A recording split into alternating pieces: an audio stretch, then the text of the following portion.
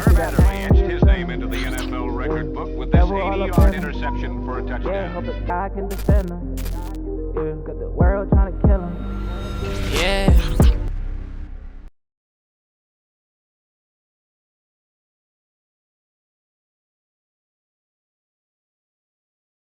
I'd like to welcome you to another live recording here of the Herb Adderley 26 Foundation Candid Conversation. I am your host, moderator, Devon POV Mason. And tonight's special guest, I guess he's not a guest really, because he is Herb Adderley's whole grandson. So I want to welcome Joshua Page, one of the founders of the foundation, here to tell us his story, and just to give us, how things were with him as an athlete, student athlete, and where he is today, and the things he's dealt with, and how he's overcome a lot of that, and is still working towards that on a daily basis. So without further ado, I want to welcome Josh. Appreciate you stopping by, chopping it up.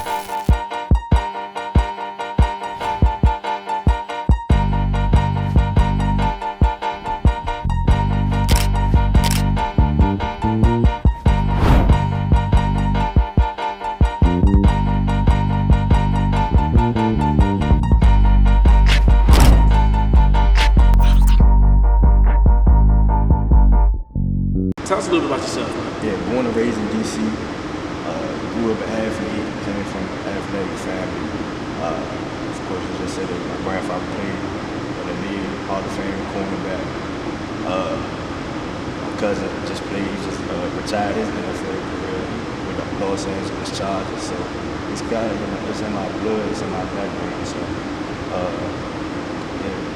That's dope. Well, we are here at Emory Heights, where Josh got his foundation for sports. This is where he became Josh Page, the all-star hooper, the Division I talent that he took him, to Lincoln University and St. Augustine University as well. So tell us a little bit about the Emory upbringing here, being out here near Park Road, Northwest, we up here, Georgia Avenue area. So tell us a little bit about the foundation that Emory set for you to help you get to where you are.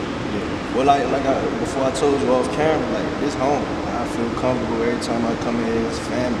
So shout out to Coach Matt, shout out to Coach Lou. It's always love when I come back. This is where it all started for me. So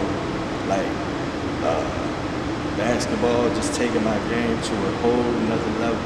Coach Matt really, he put that foundation, and he set that boundary, and it's almost like he wasn't just a coach, you know what I'm saying? Like, he was more of a father figure. He always made sure we were straight. So that's what I'm saying. I get my shirt off my back for that, man. You know what I'm saying? It's family. So I just always love coming back. You mentioned how important he was. You don't get those kind of guys every day. When you get a coach like that, a mentor like that, they come few and far between. So when you do get them, it's something that you want to, that you keep for, I'm saying, for your life. So you play here, you win championships here. Championships, we did it all. I want to say we kind of started that whole foundation for Emory. You know what I'm saying? Turned into AAU program and all that. The team that I was on, we had some dogs. Yeah, we was loaded. So we kind of put it on the map a little bit. Everybody used to just look at it as a rec center, you know what I'm saying? But we started traveling, whole travel ball here, we traveled the circuit, we playing big name teams around the area. We beating them when we in the game, you know what I'm saying? So we done played all them teams, decent assault. Yeah, we done played all them, and we, you know what I'm saying? We keeping our own winner. You know what I'm saying? We wasn't ducking nothing. And that's dope, because they recruit. They bring in the best of the best. And that put a spotlight on Emory. So that's another thing. I just feel like this is home. We started something real special here, and it's always going to have a special place in my heart. So it's dope. They always say you can go anywhere, you may not be, but you can always come home. So when you said you wanted to do it here, I was like, that's perfect. Sure. He's comfortable. He'll be himself. Sure. So like I said, this is just like with Pat 2 weeks ago. Bullets, home. in the weight room. That's where you feel comfortable. That's what you know. That's what you've done. So tell us a little bit about your basketball journey. We know you were here. Middle school. Middle school. Ooh. Middle school is kind of like where I want to say it started. It started like really see my potential. You know what I'm saying? So I went to Adderley Middle School. It's not too far away from here in Northwest. We won the championship up there. My 7th grade year or 8th grade year, it was one of them years we won the championship up there. I led them to the championship. I was getting recruited from a lot of high schools at that time. Wilson was one of those schools. Rose was one of those schools. DeMatha, Gonzaga, all of that. Pretty much a lot of WCSC schools was looking at me. And I was actually ranked like one of the top middle school kids at that time. So I was getting a lot of buzz around my name and stuff like that. But I ended up, you know, I don't want to say I fell into the trap, but it's kind of like what it is. Like, I grew up going to all the DeMatha camps, all the Gonzaga camps, so it's like, that's what I'm seeing. So like, as a kid, you know what I'm saying? They got pros going to the league. They got the banners in the school. You looking at all that. They got the bright lights in there, man. So it's like, how can you not want to go to that school? So it's like, So I ended up at DeMatha. Went there 2 years. It's crazy. Like, I don't really tell the story, but it's crazy. I was going to leave, transfer, go to good counsel, and they wanted me to go to an open gym. I get to the open gym, the very first play of the open gym, I get a steal, go for a layup. The dude undercut my leg, come down on my leg like this, sideways. Break a bone in my knee, broke the tibia. That sent me back. That was really a huge setback for me. Through that time, I went through a whole lot of like depression and a whole bunch of mental problems. I didn't really go outside, stopped going outside like that, hanging out with my friends. Like it really took a toll on me. That was just a rough time after I broke my leg. This was when you was at DeMatha. I was at DeMatha. So you was like my sophomore year, but I was looking to leave. Okay. And I was going to transfer to the council. Okay. Yeah. All right. I talked to your mother. She gave me a little rundown of the DeMatha situation with that and how things went and how they were bringing in other guards and having you pay to make sure that those other guards could be there, and you were better than those guards. And I remember some of the names. I'm not going to do it on camera, but I know who was there. I know who was there. I do know Markel was there. That's your guy. That's my guy. He actually played. We grew up together. Okay. Like he's also a part of the Emory family. That's dope. So I still talk to him to this day. That's so, dope. Ladies and gentlemen, that's Markel Fultz, the 2017 #1 overall pick in the NBA draft from Washington University by way of DeMatha Catholic High School. Okay, so things at DeMatha didn't go as planned. Then you make a journey down to Rock Creek, and that's where things got really good. Tell us a little bit about that Rock Creek experience. That's a great program. Things did definitely.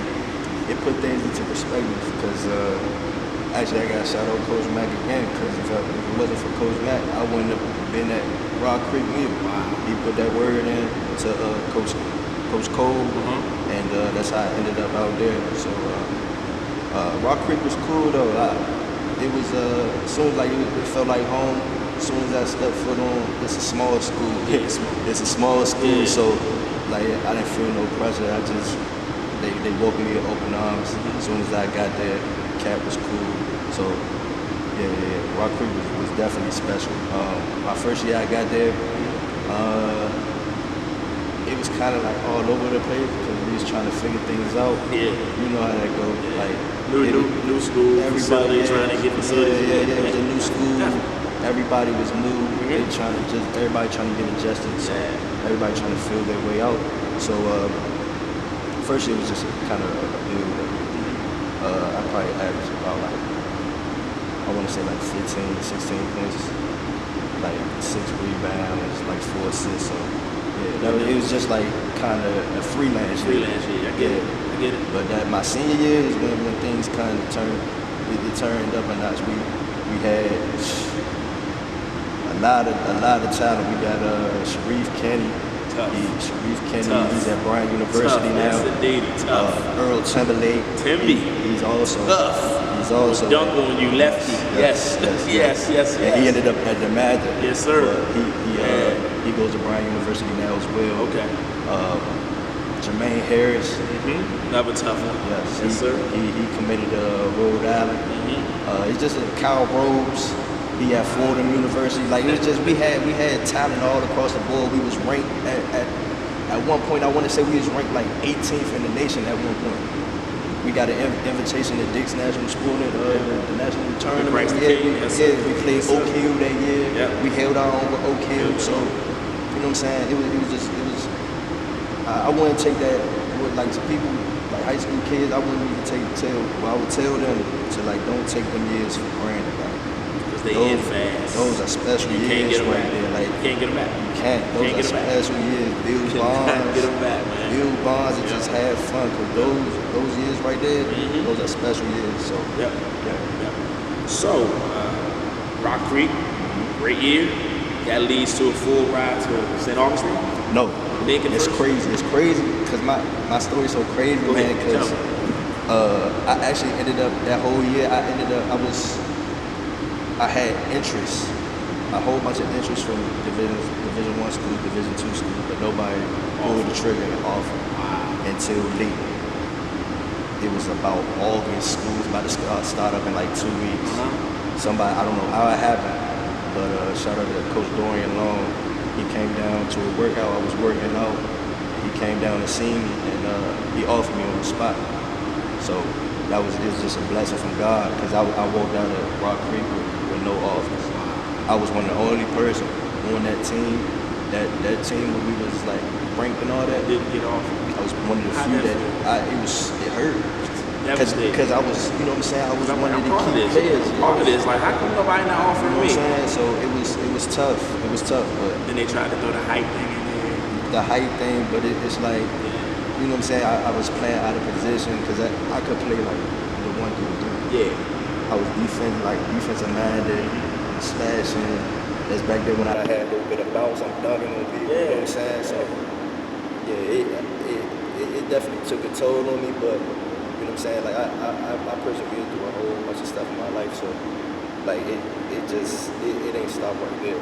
So I get to Lincoln, and Lincoln was cool, and I'm trying to adjust because I graduated. Coach Overton. Doug Overton. Former Bullet.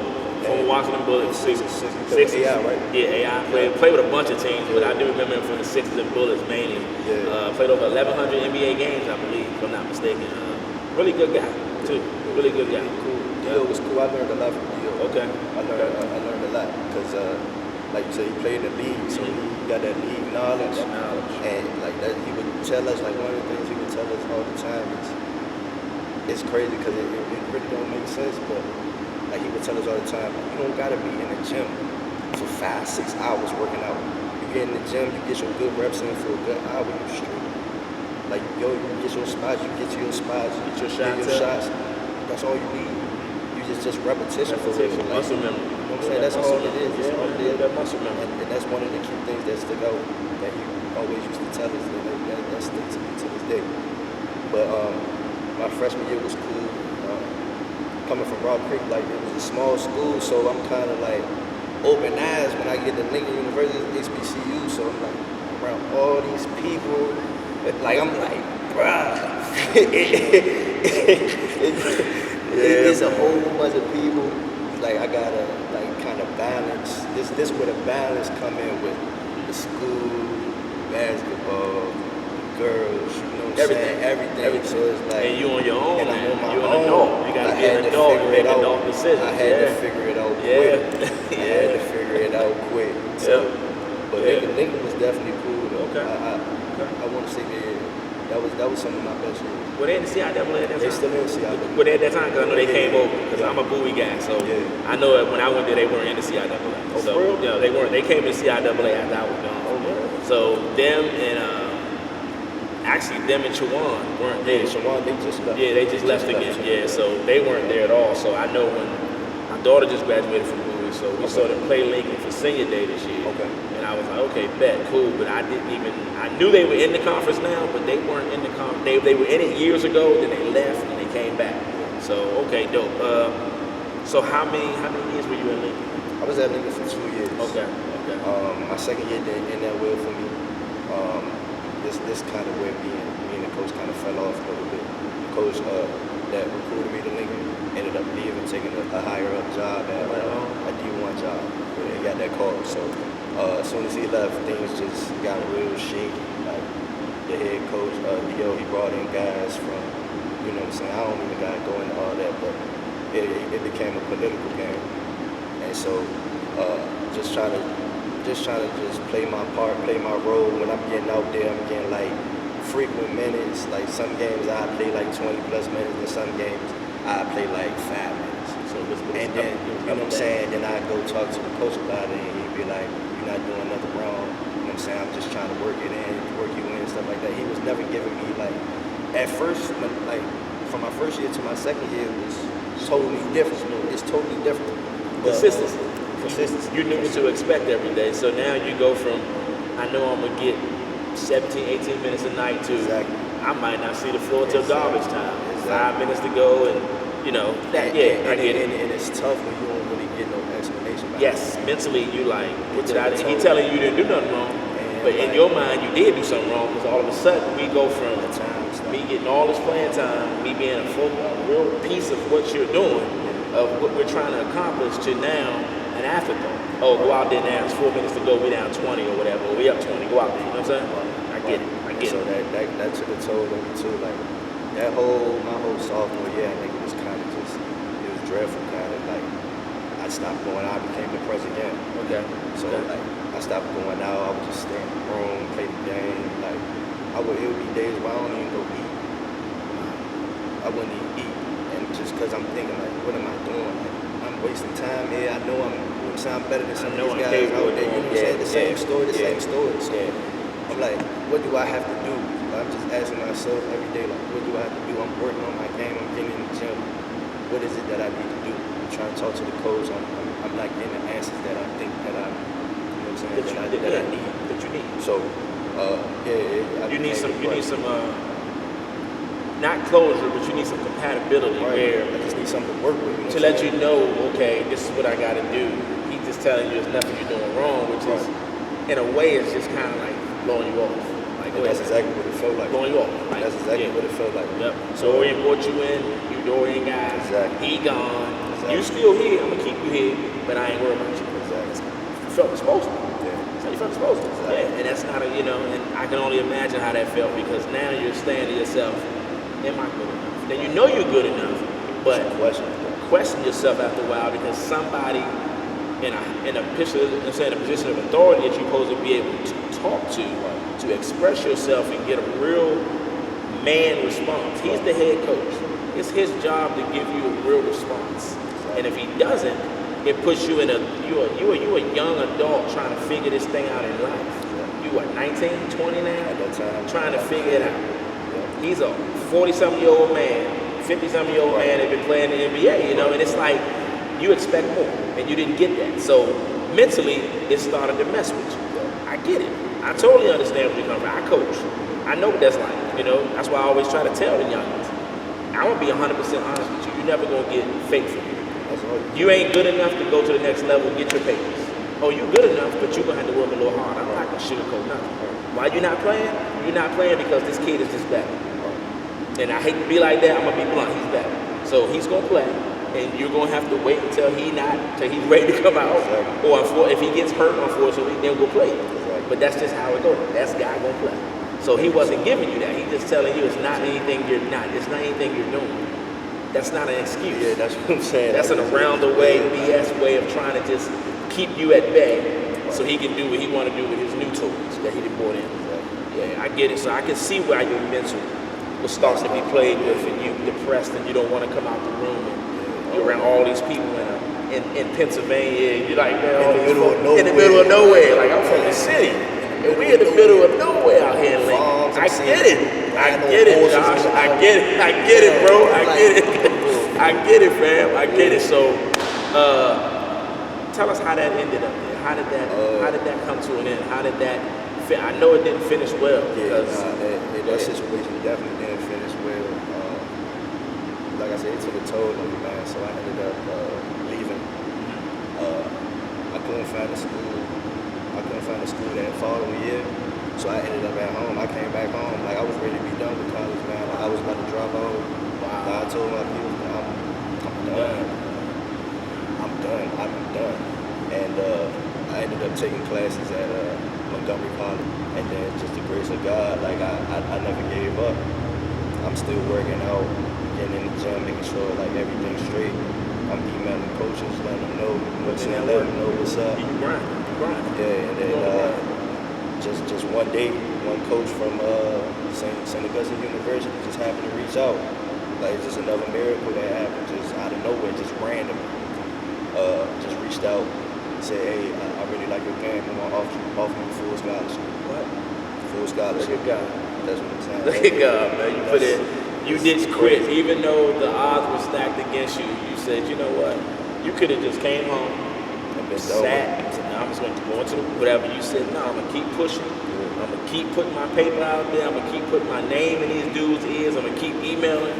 And all it takes is one. That's all it takes. All it takes is one. And you don't need 10. You need one to believe in you. But it's crazy. You see, like, the transparency and, like, the consistency in my story. Like, it's always been one person to take a chance on. And that's all you can ask for, and that's all you need. And, like, that's all you need is one chance. All you need is You one gotta shot. You gotta make the best out of your opportunity every time. Gotta have somebody willing to lay themselves on the line to say, this is on me. If it don't work out, this is on me. But I'm gonna give this kid a chance because I like what I see. Exactly. I like the fact that he didn't quit.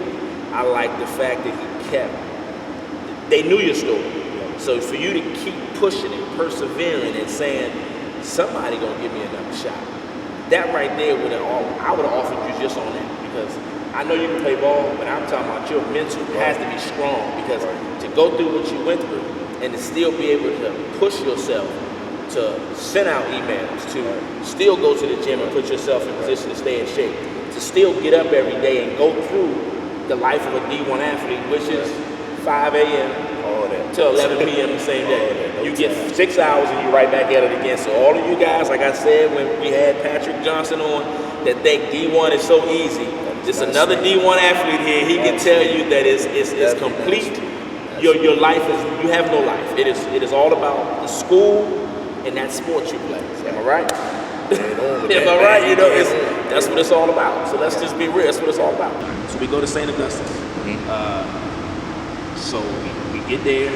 Where's St. Augustine? Raleigh, North Carolina. Raleigh, North Carolina. St. Augustine? St. Augustine, okay. St. Augustine. Down at CIAA?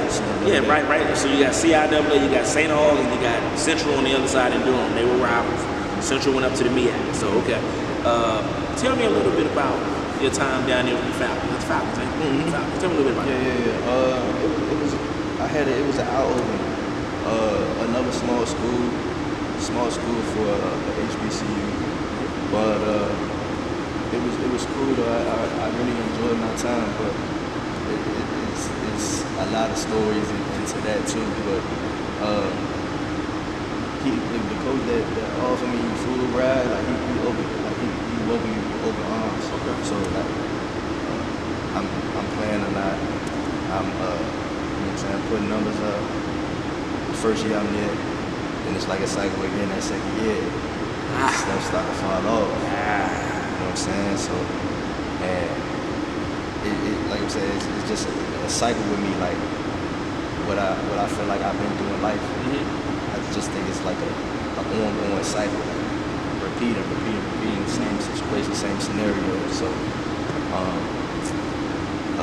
gonna just skip to my second year because the first year was just you know, so it was up and down years, kind of like with high school. So my second year, we was terrible. Like that's the only way they were known for their football. Yeah, not even that. They bad now. They used to be good. Not even that though. Like the athletic program up there, man. I don't even want to bash. Track ain't doing it no more. Track used to be elite. Track is the only thing. Yeah, they used to be elite at track. That and was they their still thing. like that. Okay, that was their thing. They still track like was that. their thing. Yeah. But yeah, I don't even want to bash wasn't programmed or nothing like that, but like we was bad. And it got to a point where like the coach come in the huddle and like, y'all figure it out. Y'all figure it out. So it's like, So he just you know what I'm saying? And when it get like that, it's over with. It's a wrap. It's over with. It's a wrap. It's over It's a with. wrap. So it's Your like leader quit on you. Nigga. He supposed to be leading. you know what I'm saying? It's over with. So like at that point, like minutes was going up and down, and this was like the beginning of COVID. This was the beginning of COVID in 2020, like 2020, 2021. So we playing games sometimes with one person on the bench. Next game we got a game, somebody come back and we play with 7. So it's like everything was up and down. Our whole team had COVID. Wow. Our whole team, coaching staff, managers, we all had COVID. So we always like we took turns of Having it. So you know what I'm saying, bouncing around and they put it when you found out you had COVID, they put us in like this little. Yeah, you're always together, so it's gonna go You know what I'm around. saying? You spend your more time with your team. For everybody listening, you spend more time with your athletic team at the college level and pro level than you do with your own family. That is your family. That's your brotherhood. That's your family. Go ahead. And that's what makes y'all close. That's what makes you You know what I'm close. saying? Like I got teammates I still talk to this day. You know what I'm saying? So, but after that year,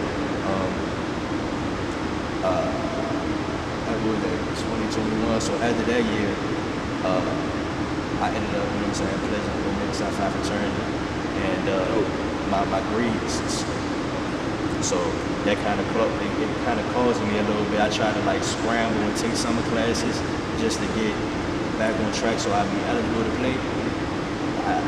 See, it was some type of like violation or some type of rule that the compliance said that I did, so I wasn't able to play my senior season. So that it took a toll on me, and this was just last past season. This was supposed to be my last. 2022. This was supposed to be my last season. No, this year. This 23.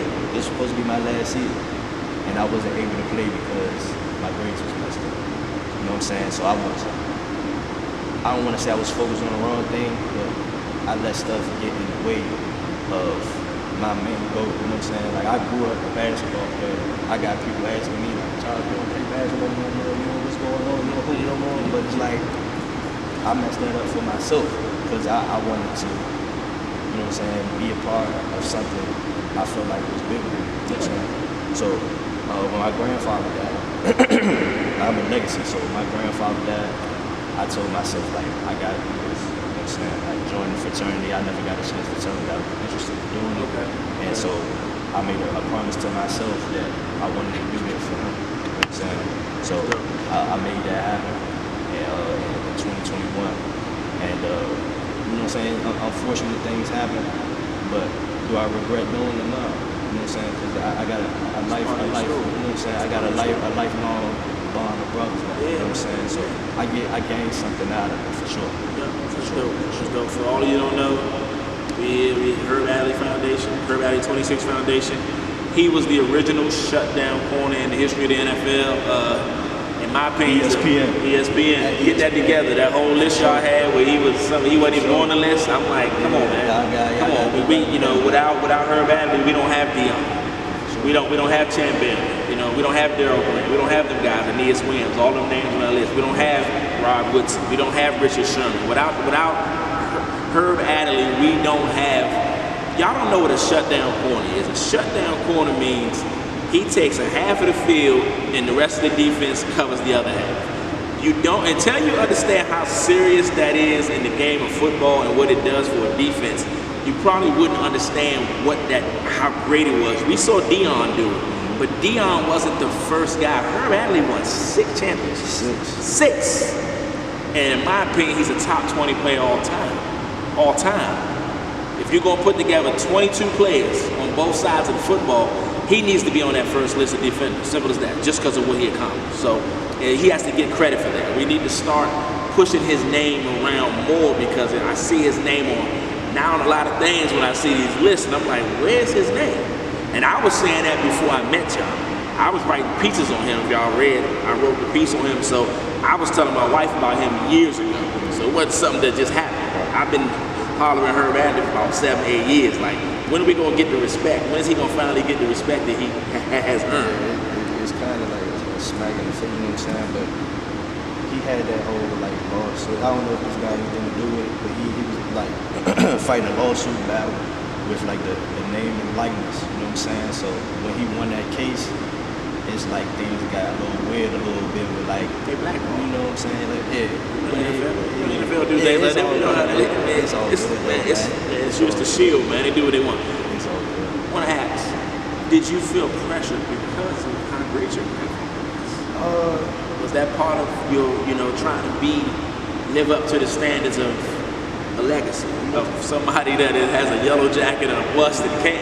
You know what I mean? I'm gonna be honest with you, like I really ain't understanding growing up. Okay. I really ain't understanding because I'm seeing him just, you know what I'm saying, like my grandfather. Like, I just, he around as my grandfather. I didn't see him play in the league, so it's kind of like, it's different. But as I got older, you know what I'm saying, he showed me his Super Bowl rings. He showed me all his room with trophy and everything. All that, man. He showed me his Hall of Fame, but it's crazy. It's crazy. When you see that in person, it's crazy. So it's amazing, man. But like, I wouldn't say pressure, because when I got to an age where like I could understand it, I don't think it was ever pressure, because people don't know this. Like, he started playing basketball first. Basketball was always his first sport that he loved. We used to talk about that. We used to talk about it all the time, and he would actually encourage me with basketball, like giving me tips, giving me pointers here and there, you know what I'm saying, what I need to be doing and stuff like that, just great advice. But yeah, it was never really pressure. No pressure. Okay. So you don't get to play this year, and you said, mentally let's just be real, that messes with you. Yeah, it still messes with me to this day. You should be right now preparing for your senior season. So what are you doing now to take your mind off of that as much as you can, knowing that was supposed to happen? When I first came home from school, like, I recently just graduated, so congrats. Appreciate it. Congrats. So when I came home, like, I just been working, just trying to take my mind off of kind of basketball, just trying to like prepare myself life after basketball. You know what I'm saying? So I graduated with a degree in film and mass communication. So I want to do stuff behind the camera, behind the lens, sports videography, sports photography, all of that. So that's why I got this brand that me and my sister created, Forever Eternal Media. So we've been pushing that, getting different stuff out here and there, you know what I'm saying, just trying to build the brand up right now, but I think we really got something special with that. We do. Keep it moving, man. It's dope to hear. Tell us a little bit about some of the things that the anxiety and the depression and the different things that you're overcoming. Still, to this day, it's a daily battle. It's still a battle, because once you have those things, it's like PTSD. Right. You still gotta train your mind to not go back there. So tell us the things that you've done to try to stay on the straight and narrow, since you've been through so much in the past. Because I mean, you've been through a lot. Your story is amazing. I'm sitting here proud of you for just sitting here, because it could have been the other way. Sure. And I know your mom, your sister, everybody, your family is happy that you're here. Sure. But you're here and you're active and you're doing things. So tell us what did you do to get to this point? How did you get back to being a new Josh? Because see, the old Josh that ain't no more. Right. So now Josh is becoming multimedia Josh. This totally different Josh now. So tell us a little bit about that. Well, like you said, like it's just it was a constant everyday battle. Like when I was coming home, I would have anxiety attacks. I would just be depressed, sitting in my room all day with the lights off. To deal with it now, I just try to stay active, working. I try to work out, go to the gym, you know what I'm saying? Because I don't play basketball no more, but I still lift weights and all that. That's definitely. Put the earphones in and just go. Yeah, that's definitely. It gets you back in that zone, you know what I'm saying? So I would say that's my number one right now, getting in the weight room, getting in the gym. Yeah, that definitely helps a lot. Keep doing. For sure. So you gotta read your bio. Tell us a little bit about some of your foundations and the things you're involved in with the with the community and the things you're doing. And again, this is amazing that you're able to do this because your story for some, you've been through a lot, man. So to hear the different ways things have ended and how stuff was going good and just went kaput, and you had to pick the pieces up and keep it trekking along, and you've done that. So tell us a little bit about some of the things you got going on, Project Laces, and things like that. I've been a part of a lot, man, because I come from a family that just gives. You know what I'm saying? Both sides, my mom and my dad, they just giving people. So I'm in a foundation. I'm in a foundation right now called Laces for Life. Okay. We collect shoes, we send them to Nigeria. Free shoes, donated shoes, send them to Africa. I'm a part of another foundation, Project Give Back. Thanksgiving Day turkeys, give them out to the homeless. My sister has a non-profit called Just Does It. We just did last Christmas, last Thanksgiving, we did giveaways. So it's just little stuff like that, giving back to the community, because you know there's always people out here that, you know what I'm saying, not in the situation that you in, and they could be complaining, and they not.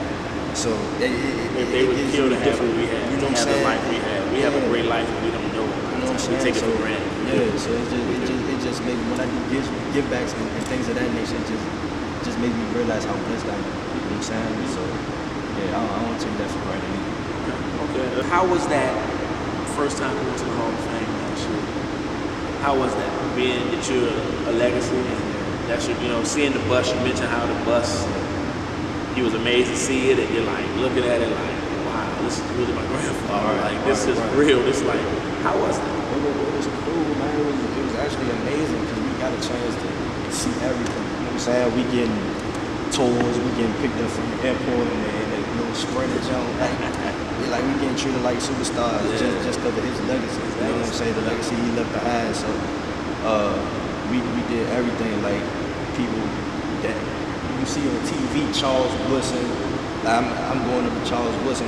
All I got to see is my grandfather. Man, your grandfather giving me a big hug and stuff like it's just a different atmosphere, man. That's a Michigan State thing too, so that's even doper. You know what I'm saying? It's just the love that people show because of him, like that foundation he set, and just based off his legacy, man, it's crazy.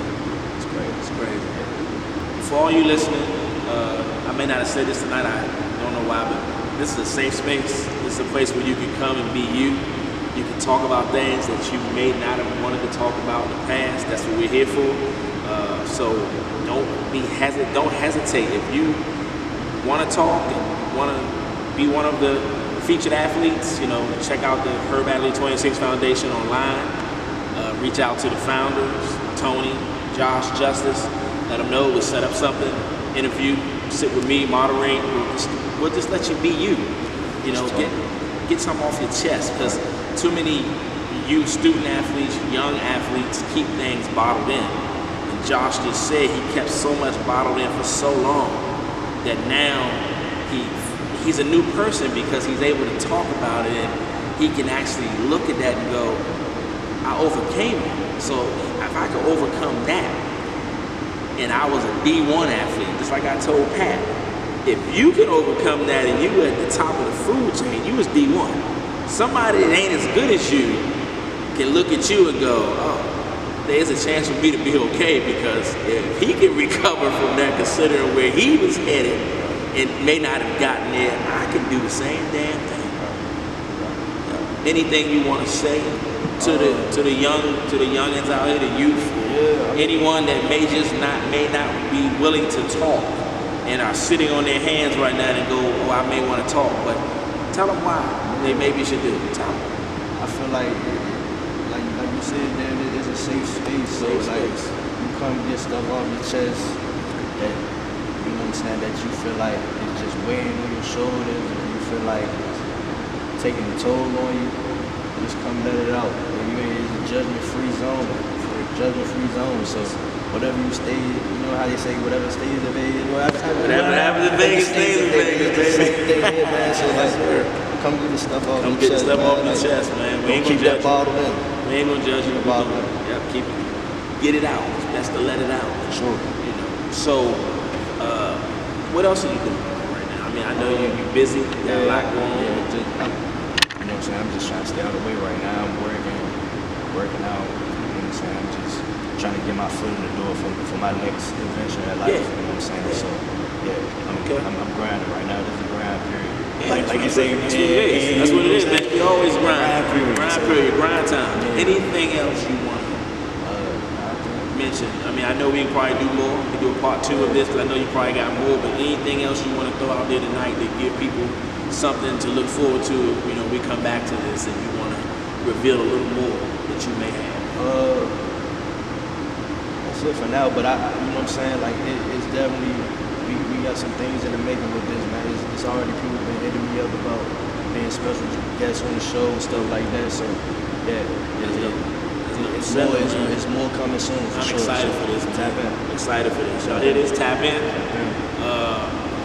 Once again, we want to thank you for tuning in to tonight's episode of the Herb Adderley 26 Foundation, Candid Conversations. I am your host, Devon POV Mason and Josh Page. And once again, we are out.